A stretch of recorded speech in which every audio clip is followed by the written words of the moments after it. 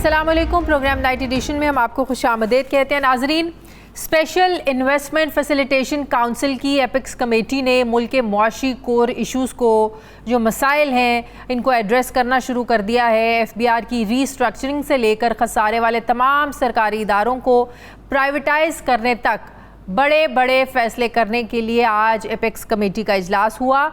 आज की मीटिंग में निगरान हुकूमत के साथ साथ अस्करी क़यादत भी मौजूद थी। निगरान वज़ीर आज़म अनवारुल हक काकड़ ने मीटिंग की सदारत के बाद एक एलामिया भी जारी किया, जिसमें सब मकामी और बैरूनी सरमायाकारी की राह में रुकावटें हटाने की प्लानिंग की गई।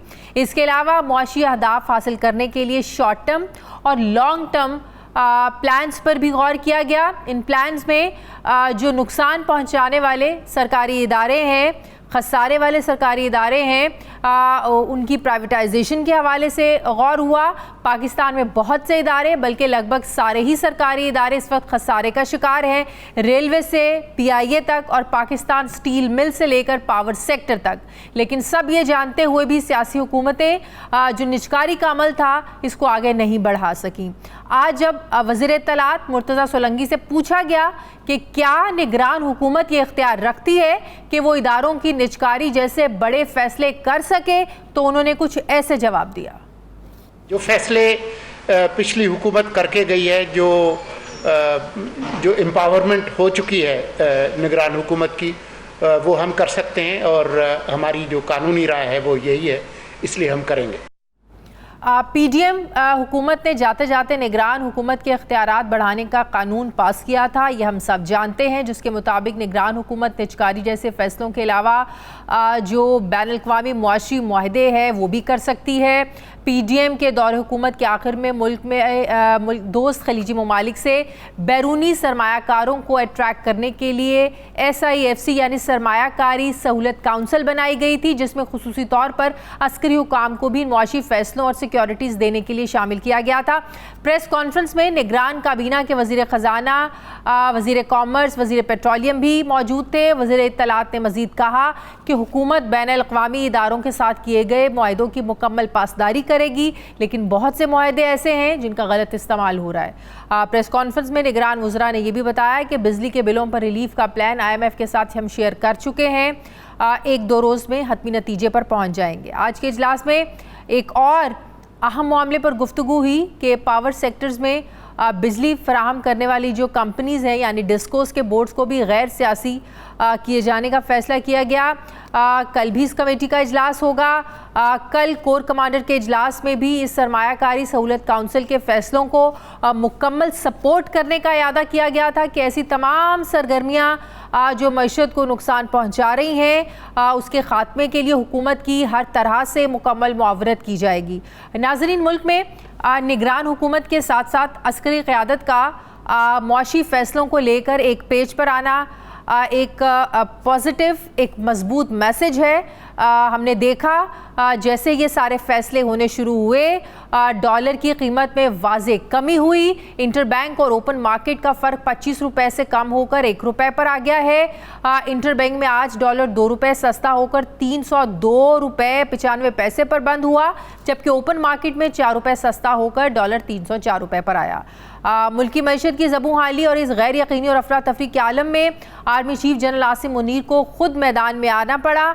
आर्मी चीफ न सिर्फ लाहौर और कराची की जो ताजिर बिरादरी है उनसे मिल चुके हैं, बल्कि उन्हें यकीन दहानी भी कराई है कि पेट्रोल डीजल की स्मगलिंग समेत डॉलर की ब्लैक मार्केट ये जितने भी काम हो रहे हैं, इनके ख़िलाफ़ भरपूर एक्शन लिया जाएगा और ये इन लोगों के ख़िलाफ़ कार्रवाई की जाएगी।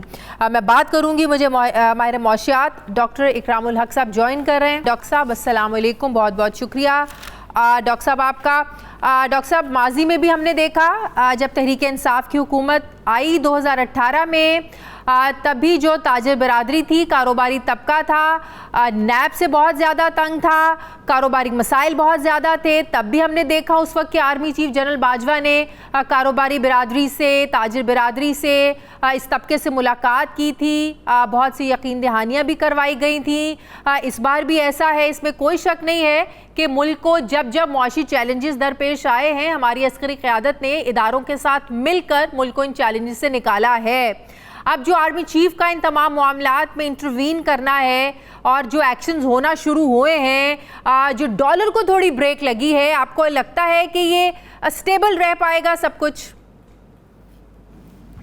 जी बहुत शुक्रिया। मेरा ख्याल है कि जो स्पेकुलेटिव चीज़ें हो रही थी और जो कुछ स्मगलिंग के जरिए हो रहा था, उसको रोकथाम में तो एक बिल्कुल क्लियर मैसेज गया है कि ये नहीं चलेगा। और आपने देखा कि उसके भी हम सब ने देखा मुस्बत जो है वो हमें नताइज नजर आए हैं। तो इसका जो नतीजा है वो यही है कि दरअसल जब 270 की प्राइस थी तो वहां से लेकर जब हमने ये देखा कि इसने अपनी बहुत ऊपर की सतह पर 335 में भी ब्लैक मार्केट में गया, तो ये फिर सारा काम दरअसल किसी माशी वजूहात की वजह से नहीं था, बल्कि ऐसी एक्टिविटीज की वजह से था, ऐसी सरगर्मियों की वजह से था जिसमें जानबूझकर ये मौका दिया गया कि लोग इसमें नाजायज मुनाफाखोरी भी करें और पैनिक में लोग खरीदे भी कि शायद ये और भी बहुत ऊंचा जाएगा।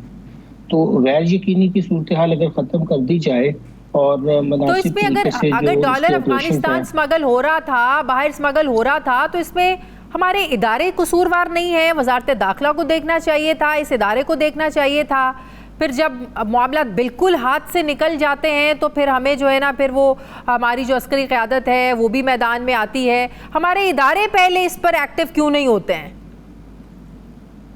जी आपको पता है कि जिस तरह की सूरत हाल पाकिस्तान के इर्द गिर्द है और जिन ममालिक को सैंक्शंस का सामना रहा है, तो उनकी ज़रूरियात भी डॉलर्स की हम ही पूरी कर रहे थे। ये पहले भी ऐसा ही था और ये चलता है।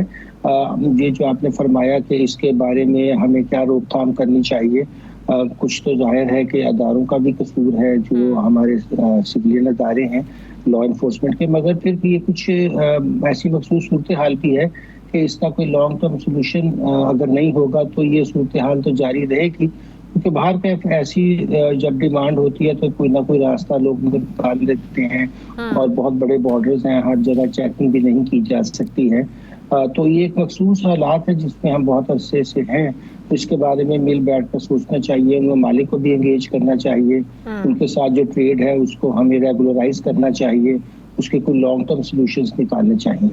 जो $100 अरब लाने की भी आर्मी चीफ ने बात की, आपको याद होगा जब बाजवा साहब ने भी मुलाकातें की थी तब कहा था कि सऊदी अरब से भी इन्वेस्टमेंट आएगी, लेकिन उस वक्त भी वो मामला बीच में रह गया था।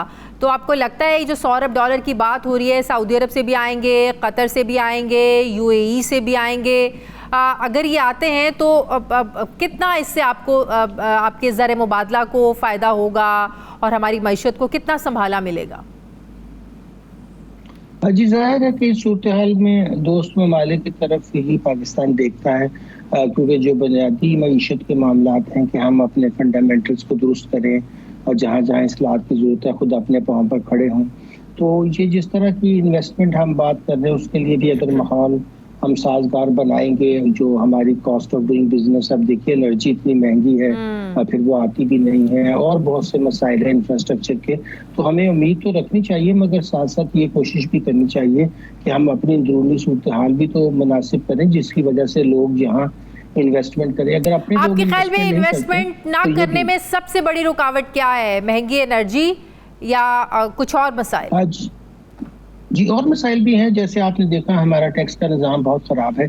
जैसे कोई बाहर से आता है इन्वेस्टमेंट लेकर तो उसे बहुत सी पेचीदगियों का, फिर रेगुलेशंस इतने ज़्यादा हैं, अगर आपको बिजली का ही लाइसेंस ही लेना हो, यानी कि कनेक्शन ही लेना हो, तो कितने और इतने महकमे हैं। कई दफ़ा वन विंडो ऑपरेशंस की बात हुई, हमने कोशिश की कि हम ऐसे इंडस्ट्रियल जोन भी बनाएं, तो उसके हर मुल्क में इशारा यही होता है कि अगर वहाँ के लोकल इन्वेस्टर्स जो हैं वो उसमें इन्वेस्टमेंट ना करते हो तो बाहर के लोग भी फिर मुतमईन नहीं होते कि हम वहाँ क्यों जाएं। तो सबसे पहले तो हमें अपने जो इन्वेस्टर्स हैं, हमारे अपने जो ताजर हैं, जो हमारे अपने बिजनेसमैन हैं, जो इंडस्ट्रियलिस्ट हैं, जो मैन्युफैक्चरर्स हैं, उनको इत्मीनान में लेना होगा। इस वक्त सबसे बड़ा पाकिस्तान का मसला जो हमारे मुल्क का है वो ये है कि हमें इत्मीनान बहाल करना है। दरअसल रियासत से लोगों का इत्मीनान जो है वो कुछ, आपने देखा कि इस वक्त दुरुस्त नहीं है और लोग समझते हैं कि बेयकीनी की सूरत हाल जारी रहेगी।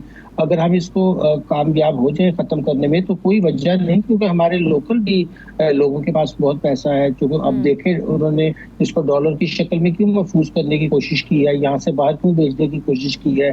जाहिर है कि इसीलिए कि उन्हें नज़र आ रहा है कि उनके सासे जो हैं वो अगर डॉलर टर्म में देखे जाए तो कम हो रहे हैं, और जाहिर है वो फिर पैनिक होकर बाहर भी बेचते हैं। तो ये लेकिन सवाल ये है कि फौरी एक्शन लेने से तो ये सब चीज़ें थम गई हैं। अगर हम ये कहें कि मुकम्मल तौर पर कंट्रोल करना मुश्किल है, या जब डंडे का जोर ख़त्म हो जाएगा तो उसके बाद अगर हम ये कहें कि डॉलर ऊपर नहीं जाएगा, तो ये बात कुछ समझ में आती नहीं है। या आप समझते हैं कि कंट्रोल रहेगा? नहीं, आपने बिल्कुल दुरुस्त फरमाया। मैं आपसे मुत्तफिक हूँ कि ये तो वक्ती तौर पर हमें इसमें बेहतरी के साथ नजर आए हैं, जो अच्छी बात है।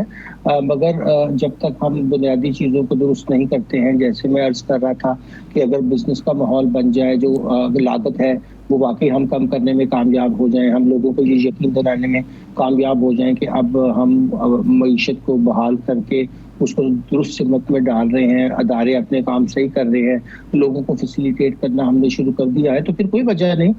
मैं तो कहता हूँ कि अगर आप अपने लोकल जो लोग हैं उनको भी ये कहें कि आप डॉलर टर्म में इन्वेस्टमेंट लेते आए, कोई सवाल भी पूछा जाएगा। जैसे बहुत से मुल्कों में सवाल पूछने से हम ये मुराद नहीं कह रहे कि वो इलीगल फंडिंग की बात करें, जो उन्होंने खुद बाहर रखे हुए हैं, डिक्लेयर भी किए हुए हैं। तो अगर उन्हें ये पता चले कि यहाँ भी बेहतर मौके हैं, आप देखिए जैसे इस वक्त बैंकों को 20% से ऊपर का इंटरेस्ट रेट दे रहे हैं, तो हर कोई बंदा अपना पैसा निकाल कर रियल स्टेट से भी, तो दौलत का तो यही होता है कि जहाँ उसको ज्यादा मुनाफा मिलता है वो वहीं जाती है। और अगर हम माहौल साजगार कर लेंगे बिजनेस का, लेकिन डॉलर की तो अब समझ आना शुरू हुई है कि आर्टिफिशियल क्राइसिस क्रिएट किया जाता है।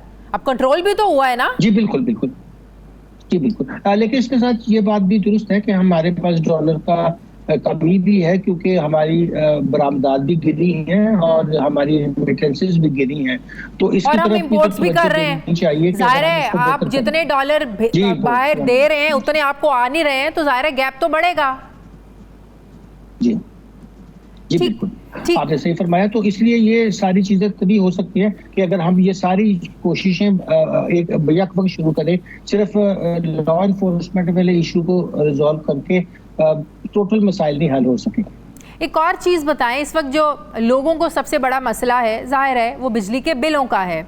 अब बिजली बहरान, हम ये रोना तो रोते हैं, लेकिन हमें साथ ये भी ग्राउंड रियलिटी ये भी है कि बिजली सरप्लस में है, जो कारखाने हैं वो बिजली बन भी रही है, हम कैपेसिटी चार्जेस भी अदा कर रहे हैं, लेकिन वो बिजली इस्तेमाल नहीं हो रही है। तो इसमें उन सार्फिन का क्या कसूर है कि वो बिजली हम उनसे आप कैपेसिटी चार्जेस की मद में पैसे भी ले रहे हैं, वो मंथली बिल भी जो है वो पे कर रहे हैं, लेकिन मसला ये है कि क्या वो बिजली अगर अब हम 10,000 मेगावाट बिजली बेचना ही शुरू कर दें, आपको नहीं लगता ये बिजली की प्राइसेस भी नीचे आ जाएंगी, ये सारा बहरान, ये सारा कंट्रोल भी हो जाएगा? जी बहुत दुरुस्त फरमाया आपने कि दरअसल हमारा क्राइसिस ये नहीं है कि हमारे पास बिजली नहीं है, जो है बिजली क्राइसिस ये है कि हमारे लाइन लॉसेस हैं जो वो हमने ख़त्म नहीं कर सके हैं। फिर कैपेसिटी चार्जेस का मसला है कि हमारी इंडस्ट्री नहीं चल रही है, हमारे यूनिट्स बिक ही नहीं रहे हैं, तो जाहिर है कि फिर हमने टैक्सों की भी भरमार कर रखी है। तो तीनों फैक्टर्स हैं, यानी कि लाइन लॉसेस भी है जिसमें चोरी भी शामिल है, मगर टेक्निकल लॉसेस भी बहुत ज़्यादा है।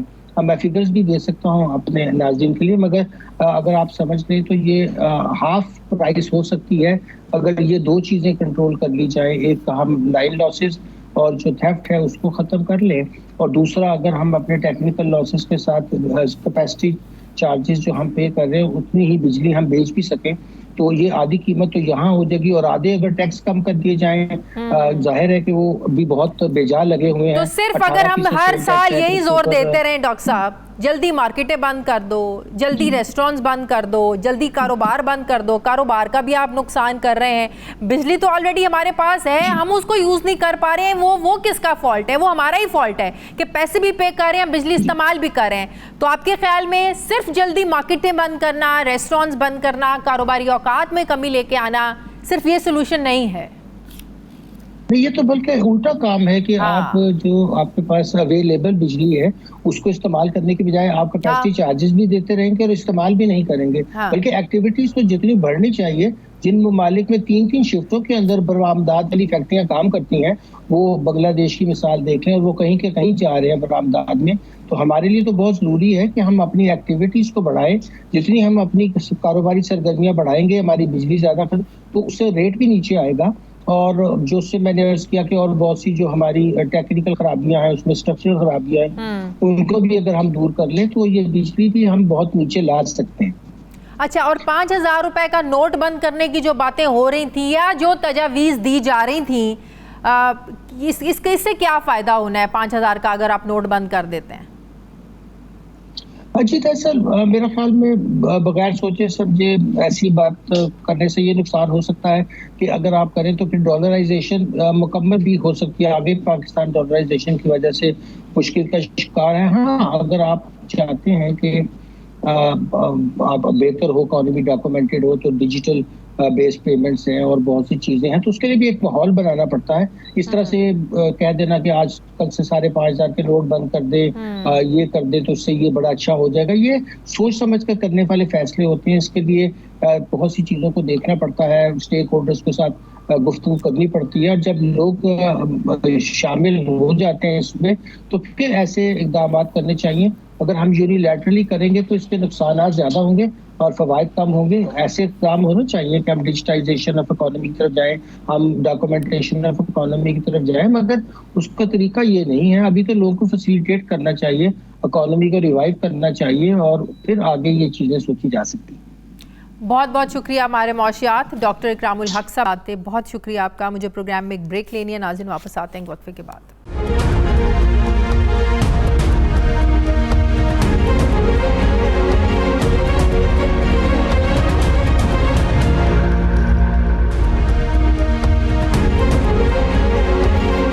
बाद एक बार फिर से आपको खुशामदीद कहते हैं। मारूफ ताजिर ज़ुबैर मोतीवाला साहब मुझे ज्वाइन करें। अस्सलाम वालेकुम, बहुत बहुत शुक्रिया ज़ुबैर साहब आपका। ज़ुबैर साहब, ऐसा तो पहली बार नहीं हुआ कि मुश्किल मुआशी हालात में जो अस्करी क़यादत है उसने इंटरवीन किया हो। इससे पहले बाजवा साहब की भी आप लोगों से मुलाकातें होती रही हैं।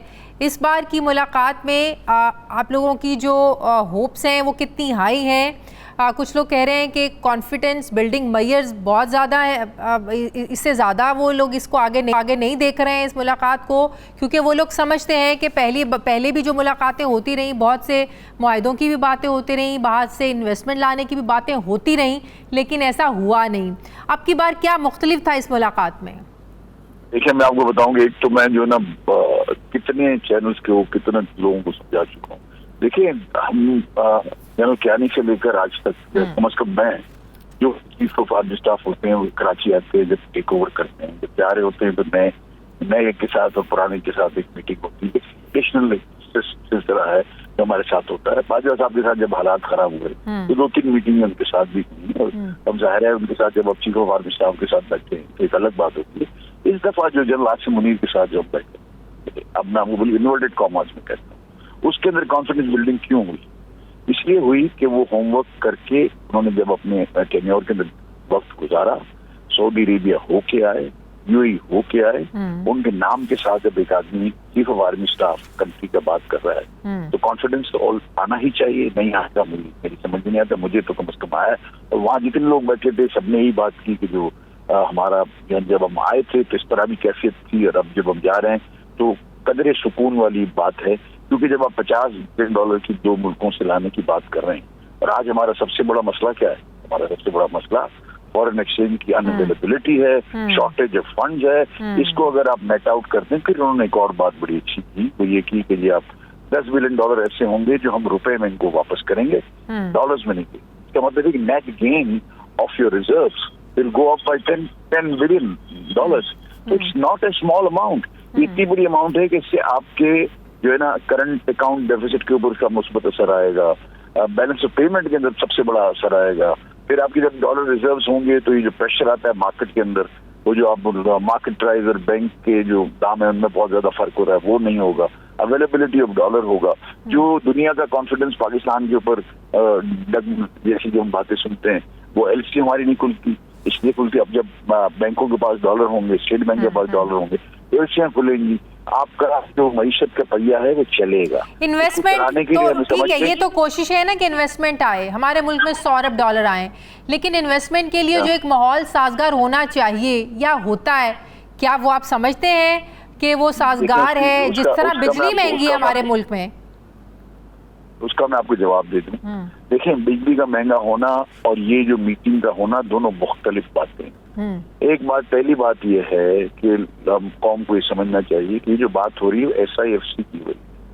SIFC जो है ना, ये एक agriculture, IT, mines and minerals, इसकी डेवलपमेंट के लिए एक बनी है फैसिलिटेशन काउंसिल। ये फैसिलिटेशन काउंसिल जो है उसके अंदर प्राइम मिनिस्टर ऑफ पाकिस्तान और चीफ ऑफ आर्मी स्टाफ शामिल हैं, सारी बाकी कैबिनेट मेंबर्स के अलावा। अब इससे पावरफुल कोई बड़ी बन नहीं सकती। फिर इसको कॉन्स्टिट्यूशनल कवर दिया गया, ठीक है, कि जी इसके अंदर जो फैसले होंगे कुछ भी नहीं होगा।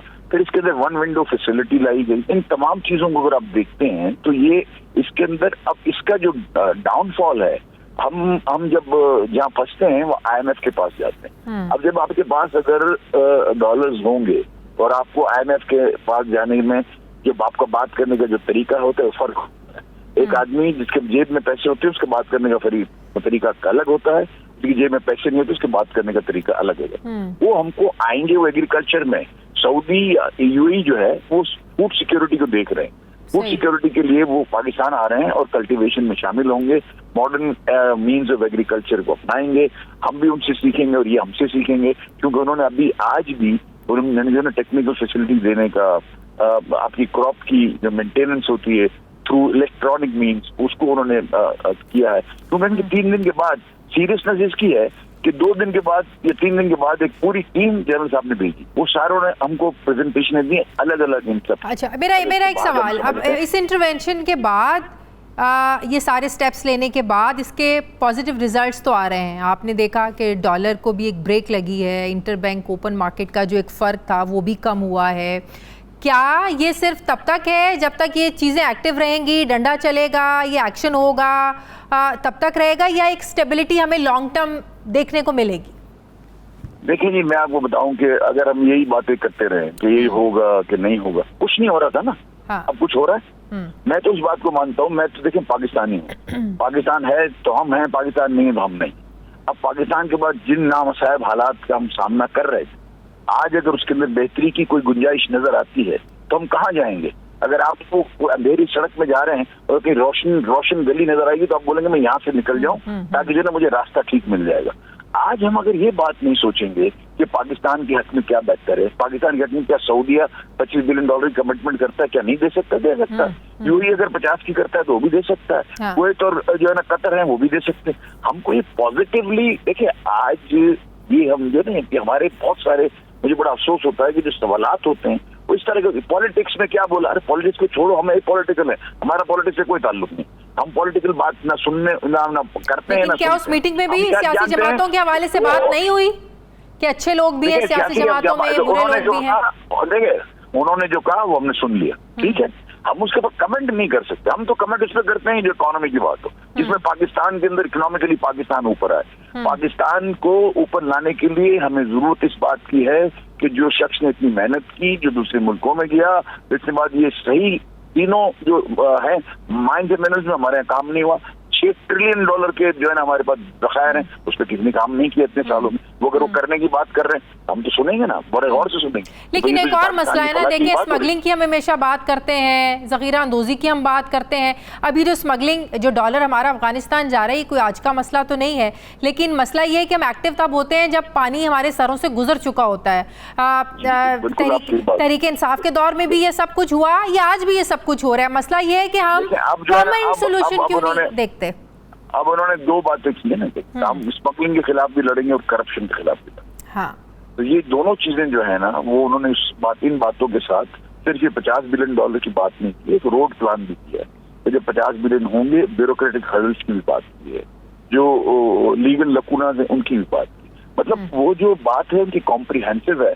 प्लान हमको ऐसा लगता है, चले हमको नहीं, मुझे ऐसा लगता है कि जो इन्होंने प्लान बनाया है वो प्लान उन्होंने सोच समझ कर पाकिस्तान के जमीनी हकायक को देखकर वो बनाया है कि पाकिस्तान में इसको कैसे हम पेनिट्रेट करेंगे, फॉरेनर्स जब आएंगे तो उनको कैसे डील किया जाएगा, उनके रिजर्व्स को, उनके जो पैसा आएगा उसकी हिफाजत कैसे होगी, उनको वापस, उनको नफे के साथ कैसे वापस जाएगा, वो प्रॉफिट करेंगे तो यहाँ रुकेंगे ना जी। तो प्रॉफिट कैसे करेंगे उसके लिए उसकी टेक्निकल गाइडेंस, उनकी सॉइल टेस्टिंग, उनकी एटमॉस्फेरिक कंट्रोल, उनकी पेस्टिसाइड, उनके सारा उन्होंने एक पूरा प्रोग्राम बनाया। तो मैं समझता हूँ कि जो है ना हमको ये देखना चाहिए कि अगर कोई काम करने को निकला है उसको फेल तो होने दें। अभी से ये कैसे चलेगा, ये नहीं होगा तो क्या होगा, पहले होने तो दें, अभी तो कुछ हुआ ही नहीं। जब होगा, और मैं समझता हूँ कि मुझे मेरी आखिरी बात ये है कि मैं ऑप्टिमिस्टिक हूँ। ये जो ये हो रहा है ये पाकिस्तान के हक में, इसमें जो है मुझे लगता है कि इंशाअल्लाह ताला पाकिस्तान आगे बढ़ेगा इंशाअल्लाह। बहुत बहुत शुक्रिया। ज़ुबैर मोतीवाला साहब मेरे साथ थे। मुझे प्रोग्राम में एक ब्रेक लेनी है नाज़रीन, वापस आते हैं एक वक्फे के बाद।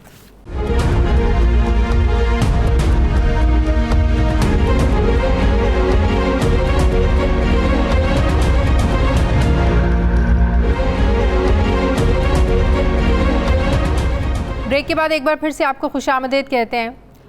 नाज़रीन, इक़्तिदार ख़त्म होते ही PDM जमातों ने मौजूदा बदतरीन मुआशी हालात का जो मलबा है ये एक दूसरे पर डालना शुरू कर दिया है। हर गुज़रते दिन के साथ जमीयत उलमाए इस्लाम पाकिस्तान पीपल्स पार्टी और मुस्लिम लीग नून के दरमियान टेंशन नज़र आ रही है। मौलाना फजलुर रहमान मौजूदा हालात की ज़िम्मेदारी पीपल्स पार्टी पर डाल रहे हैं।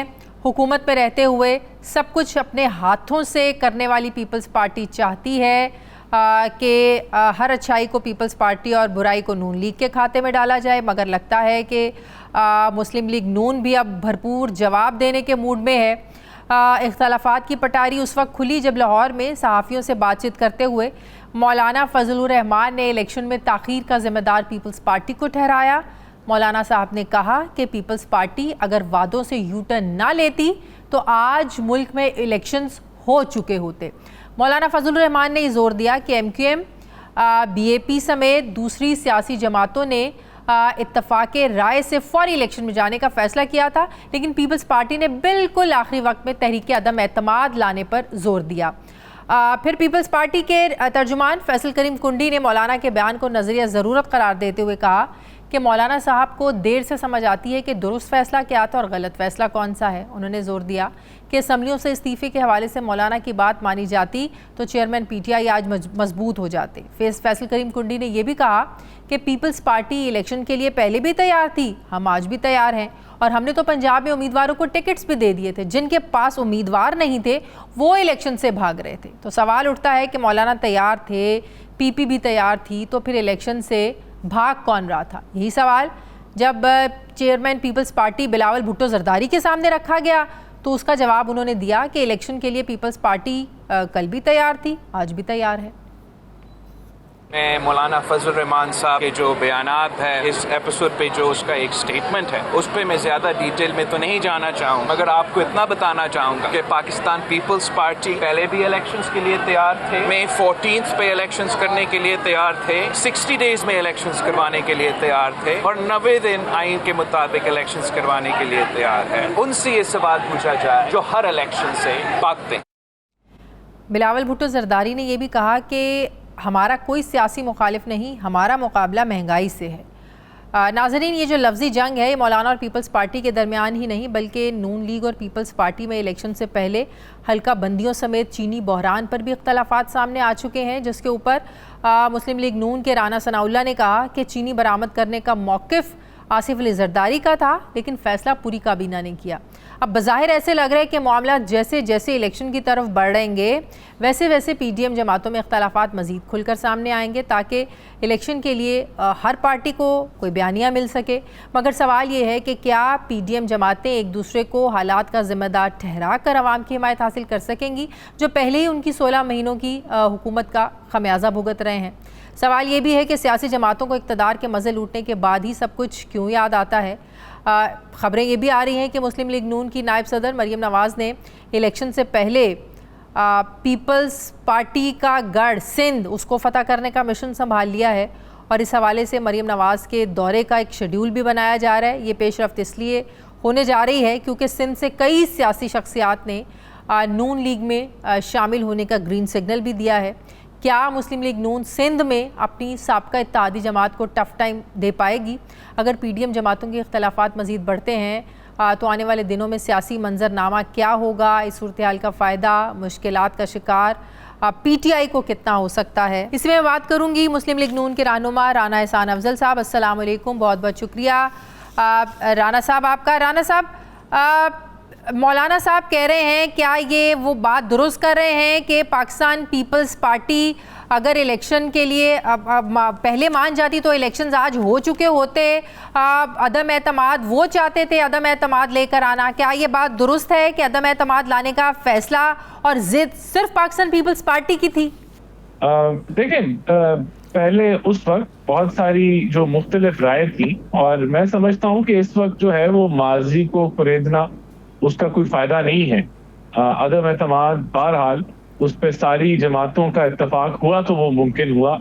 उसके अंदर एक जमात का एक मौक़िफ़ था, दूसरी का दूसरा मौक़िफ़ था, लेकिन अब इन चीजों का फायदा नहीं है। हमने अगर फायदा नहीं है तो फिर इल्जाम तराशी क्यों हो रही है पीपल्स पार्टी मौलाना साहब पर, मौलाना साहब की पार्टी पीपल्स पार्टी पर, फिर ये इल्जाम तराशियां क्यों हो रही हैं? देखें, ये तो अब मौलाना साहब से पूछा जाए या पीपल्स पार्टी से पूछा जाए कि इससे क्या अभी इस बहस से कि इलेक्शन पहले क्यों नहीं हुए और कैसे नहीं हुए और कौन कह रहा था अदम एतमाद होना चाहिए नहीं होना चाहिए, इससे क्या आज अवाम के मसले हल हो जाएंगे? क्या इससे जो है हम कंफ्यूजन में इजाफा करेंगे या हम अवाम को कोई स्टेबिलिटी की बात बताएं, कोई अपना एजेंडा बताएं? तो मुस्लिम लीग नून तो इस चीज के लिए गामजन है कि वो इस मुल्क को जिस तरह 13-18 में बहरानों से निकाला और महंगाई की सतह 5% से नीचे थी और बिजली जो थी वो 9 से 11 रुपए के अंदर थी, तो वो वाले दिन जो है वो हम दोबारा देखना चाहते हैं कि लोगों की जो आमदन है वो इतनी हो कि वो अपने अखराज को आसानी जो है वो जिस तरह मुतफिका तौर पे ये हम आगे को देखना चाहते हैं। राना साहब, जिस तरह मुतफिका तौर पे अदम एतमाद लाने का फैसला हुआ, कोई चाहता था लाई जाए, कोई चाहता था नहीं लाई जाए, लेकिन फिर भी मुतफिका तौर पर ज़ाहिर है फैसला हुआ, तो क्या ये भी मुतफिका तौर पर फैसला हुआ था जिससे पाकिस्तान पीपल्स पार्टी बाद में फिर गई कि अदम एतमाद के बाद हम फ़ौरन इलेक्शंस में चले जाएंगे, लेकिन पाकिस्तान पीपल्स पार्टी फिर इस पर नहीं मानी? क्या ये भी एक मुतफिका फैसला था फौरी इलेक्शंस में जाने का?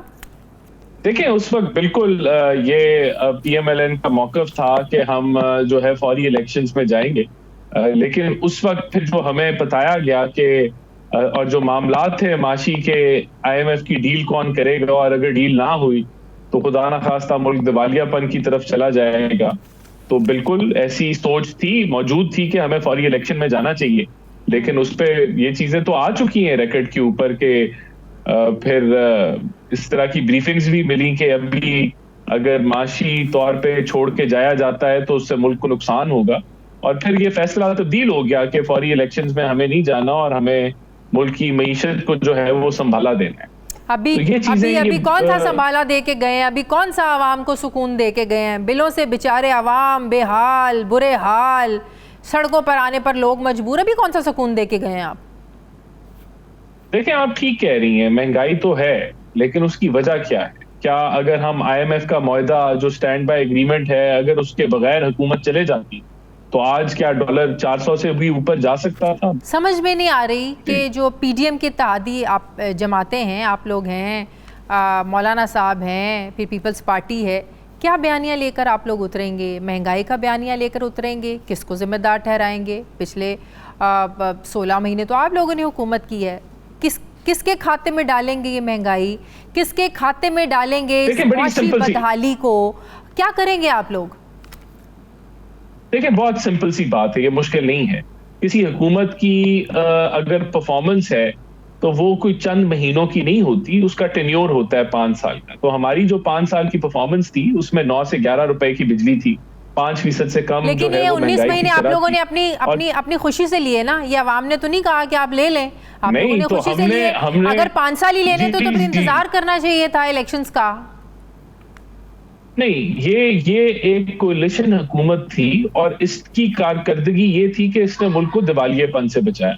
तो बिल्कुल परफॉर्मेंस कैपेबिलिटी नून लीग के पास मौजूद है। नून लीग ने इस मुल्क की तरक्की की हर वो बुनियाद भी रखी और उसको हर प्रोजेक्ट पे नून लीग का नाम है जो आज चल रहा है पाकिस्तान के अंदर, तो यही परफॉर्मेंस हमारी है। और इंशाल्लाह ताला अवाम समझती है कि हमने पिछले 16 महीने में भी अगर जो हम फैसले हमने किए ना करते तो मुल्क दिवालिया हो जाता, क्योंकि अगला तो उसको दिवालियेपन की तरफ खाली ना छोड़ के गया था, लेकिन जो 16 महीने वो अपोजिशन में बैठा उसने कोई ऐसा काम नहीं किया क्या जिससे एक मुल्क और 25,000 की तरफ कमाने ना बढ़े। वाला जिसको 60,000 बिजली का बिल आ रहा है, क्या वो अंडरस्टैंड करेगा या वो अंडरस्टैंड करेगा जो हर महीने ये सोचने पर मजबूर हो गया है कि घर का राशन लेके आए, बच्चों के स्कूलों की ट्यूशन्स की फीस दे या बिजली के बिल भरे? क्या उस तबके को, उन लोगों को समझाना आपके लिए आसान होगा?